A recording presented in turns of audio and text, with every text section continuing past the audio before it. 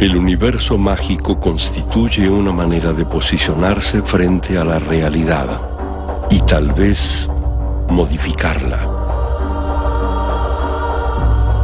Es una compleja cosmovisión, un verdadero viaje hacia el interior de nuestra existencia.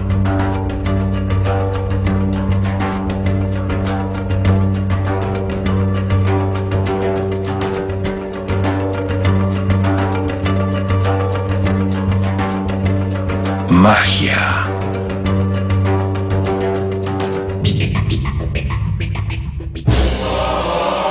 En el origen de las culturas, los brujos, hechiceros y chamanes eran los poseedores del saber mágico.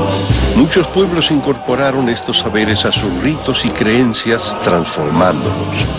Pero en las regiones más aisladas del planeta, hay quienes poseen aún los conocimientos de magia chamánica intactos. Chamanismo. El poder de la naturaleza.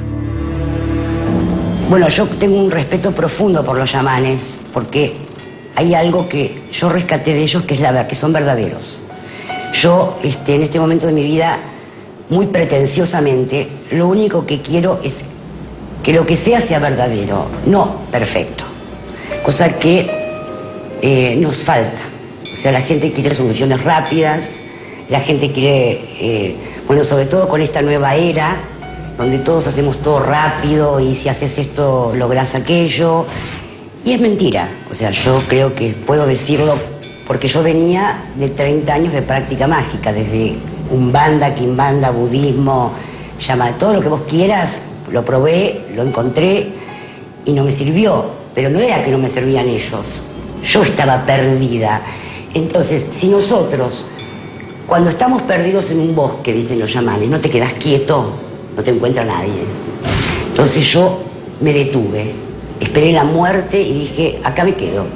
Y ahí me encontraron. En este caso me encontró un chamán, pero me podía haber encontrado cualquier otro. Chamanismo celta. The path of paganism that I follow over the years has been, like you said, an enlightened journey. But I'm basically shamanic. I practice alone, although I do take elements of other belief structures, and I will attend Wiccan ritual and gatherings, the same as I will attend Druid gatherings, or grovings I should say. But you have to incorporate the paths that you feel comfortable in. If you are comfortable eating meat, you can eat meat. There's nothing to say you must be vegetarian. The energy and the power that I raise is not for me, it's for the planet. I take it through me as a vessel and I will give it back in.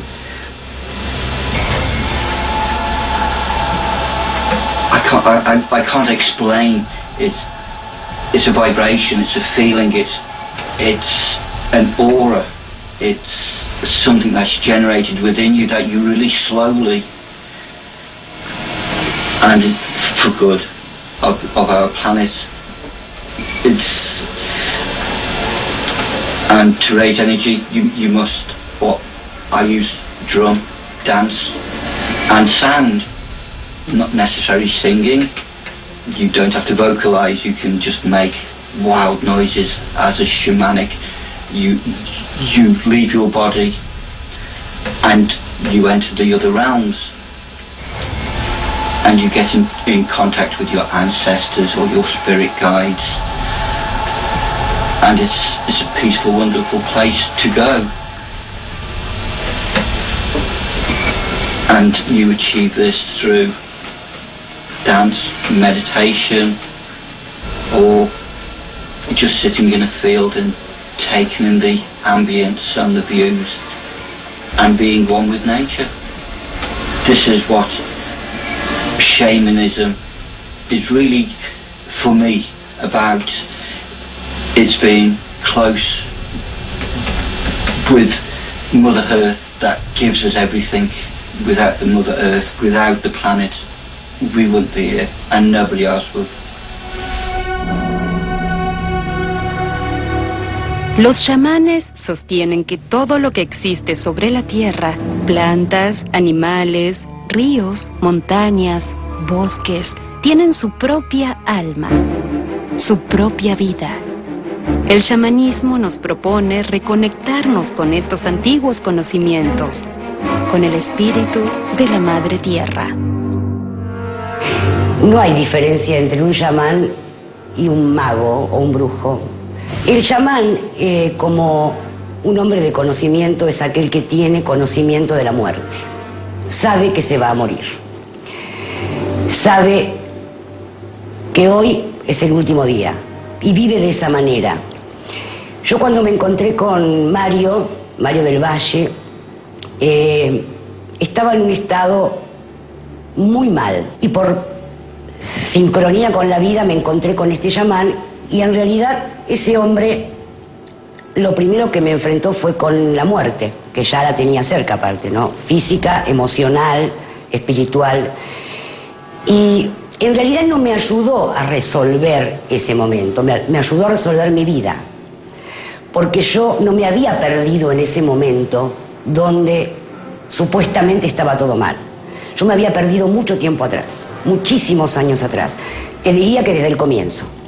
Entonces él me ayudó a armar un mapa de mi vida verdadero, que no es el que yo tenía, que eran atajos de una ruta que me llevó a ese punto.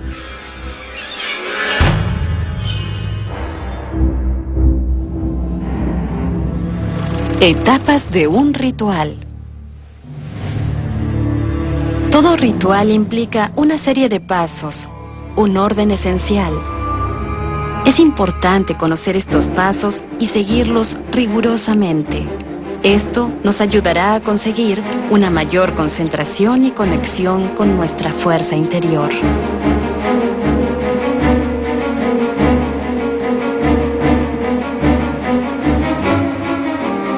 Una vez terminadas las etapas de preparación y limpieza, estamos en condiciones de efectuar nuestro pedido. Es importante tomarnos un tiempo para meditar sobre la fuerza divina a la que le solicitaremos ayuda, sentirnos conectados con su protección y fortaleza. Recordemos que es necesario conocer esta fuerza en profundidad. Si es un santo o santa, deberemos saber acerca de su vida. Si es alguna deidad pagana, deberemos haber investigado sus mitos y las costumbres de su pueblo. Este es también el momento de realizar nuestras ofrendas. Debemos enunciar nuestro objetivo, dedicar varios minutos a la meditación, hasta sentir que este objetivo se corporiza en nuestra mente. La invocación a la deidad terminará cuando sintamos internamente que el acto mágico se ha realizado. Es una experiencia sumamente subjetiva que solo la práctica ayudará a identificar. Es importante señalar que algunos practicantes pueden sentir que este lazo de conexión no se establece y que el objetivo que solicitan no es el correcto. Esto puede obedecer a varios motivos, entre ellos la distracción o dispersión. En este caso se aconseja la debida interrupción del ritual.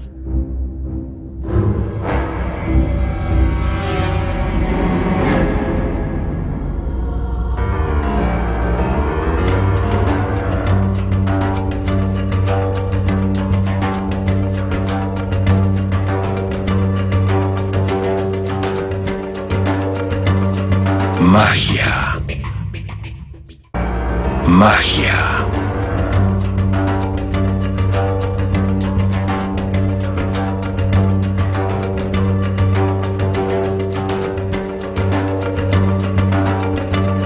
Tradición nórdica, sistema de creencias. La tradición nórdica ha sido asociada muchas veces a las violentas invasiones de los guerreros vikingos durante la Edad Media. Pero ¿qué tienen para decirnos hoy los verdaderos seguidores de esta tradición? Often people are attracted to the Northern tradition because of the warrior image of the Vikings, raping, pillaging, powerful, tough macho men. There is still a lot of this within the pagan community of the Northern tradition, in the groups and in solo practices. But now a lot more women are starting to go ahead and look towards this as an option for spirituality.